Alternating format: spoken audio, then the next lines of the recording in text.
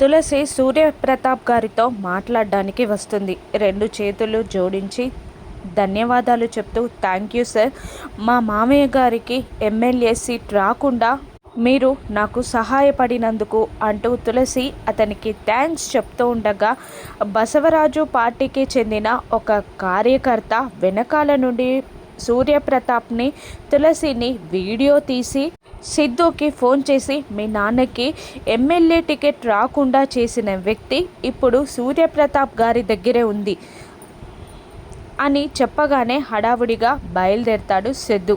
తులసి తీసిన ఒక వీడియోని సూర్యప్రతాప్కి చూపిస్తూ ఉంటుంది తులసి. మీరు స్పెషల్ బ్రాంచ్ని రెడీ చేసుకొని మీకు ఇష్టమైన వీధుల్లో అమ్ముకోండి అని బసవరాజు మాట్లాడిన మాటలు, పార్టీ గురించి ఆయన చేస్తున్న అసాంఘిక కార్యకలాపాలు తెలుసుకున్న సూర్యప్రతాప్ కోపంతో మండిపోతూ ఉంటాడు. వాళ్ళ నాన్నకి ఎమ్మెల్యే టికెట్ రాకుండా చేసింది ఎవరో కనుక్కోవాలని హడావుడిగా వచ్చి సూర్యప్రతాప్ రూమ్ డోర్ని ఒక్కసారిగా ఓపెన్ చేస్తాడు సిద్ధు. సిద్ధుని అక్కడ చూసిన తులసి షాక్ అవుతుంది. తులసి అక్కడ ఉండడం చూసిన సిద్ధు కూడా షాక్ అవుతారు. సూర్యప్రతాప్ వాళ్ళిద్దరిని చూస్తూ ఉంటాడు. ఇప్పుడు తులసిని సిద్ధు అపార్థం చేసుకుంటాడా?